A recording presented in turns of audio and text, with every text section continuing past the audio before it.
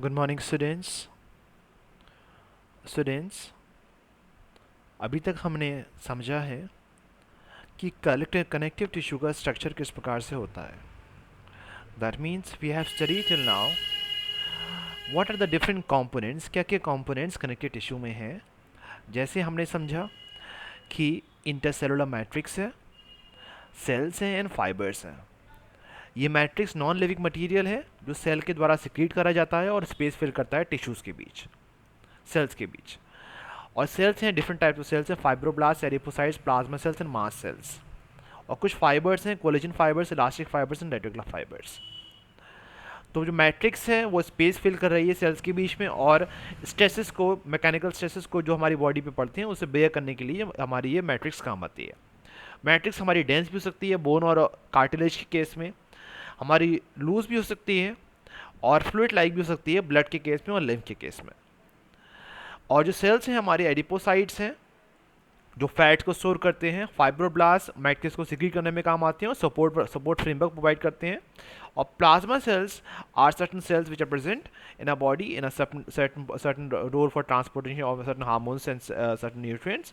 And the mast cells are a WBC type of cells which are helping the body from wound healing and immune responses for the body and allergic responses में मदद करते हैं mast cells. And finally the fibers are meant for providing some elasticity and flexibility to different connective tissues. Now students, हमें समझना है कि connective tissue different functions कैसे role play करता है। ठीक है, सो आप देख सकते हैं, समझ सकते हैं कि सबसे पहला फंक्शन क्या है। हमारा कनेक्टिव टिश्यू है, एक स्केलेटल टिश्यू है जो बोन है, which protects a vital organ such as brains and lungs. You know that, आपको पता है कि हमारे ब्रेन में स्कल होता है। The brain is covered by a cranium that is skull which is protecting the brain from any kind of damage. किसी भी प्रकार के डैमेज से या चोट से ब्रेन को बचाने का काम बोन करती है, और लंग्स को भी रिब्स के फॉर्म में लंग्स को भी प्रोटेक्ट करती है bone.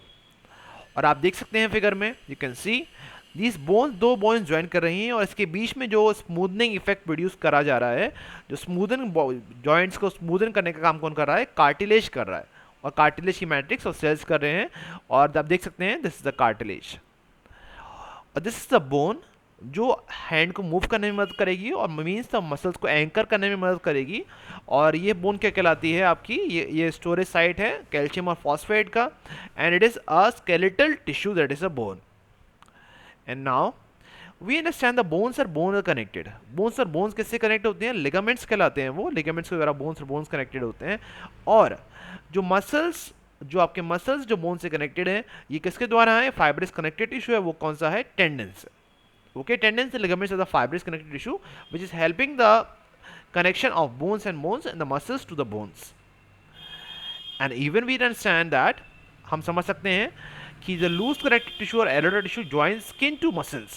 You can see in this figure, आप देख सकते हैं फिगर में कि ये मसल्स, ये स्किन मसल से ज्वाइंट है। आप देख सकते हैं, you can see the skin is joined to muscles with the help of a loose connective tissue under the skin that is known as the areolar tissue, and it also helps in diffusion of oxygen and nutrients from the blood vessel. Okay, now tendons connects the bones to muscles, and ligaments connect to bones.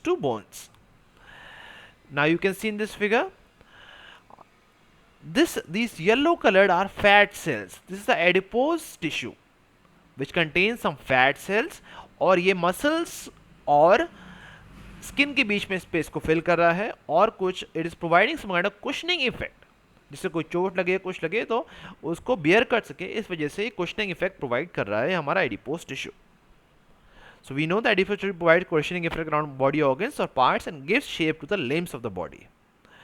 And now a very important, that is the blood, without which no organ will work properly. कोई भी organ ढंग से काम नहीं करेगा, क्योंकि वो transport करता है ऑक्सीजन, सर्टेन हार्मोन्स जो बॉडी को फंक्शनिंग में मदद करते हैं, और कुछ न्यूट्रिएंट्स भी ट्रांसफर करता है, जिसके द्वारा अपने फ्लूइड मैकेनिज्म के द्वारा, क्योंकि फ्लो करता है पूरी बॉडी में, और that is why it is known as the fluid connected tissue. And it contains some cells, that is white blood cells and red blood cells. White blood cells antibodies produce करते हैं from any kind of bacteria और pathogen से protect करते हैं, और red blood cells it helps to transport it absorbs the oxygen and helps to transport the oxygen to the different parts of the body. And the plasma is the matrix which is present in the blood, it's a liquid matrix, it is non-living. Okay, so these are different functions of connective tissue. Please understand it properly so that आपका कुछ अच्छा सा idea दिमाग में बन जाए, एक image बन जाए जिसके द्वारा आप समझ सकेंगे कि कैसे डिफरेंट तरह के कनेक्टिव टिश्यू हमारी बॉडी में एक्ट करते हैं. और you will find it interesting that what are the different kinds of connective tissue, and you will be eager to know about them in detail. Okay students, thank you very much. This is the brief idea about the connective tissue and its functions.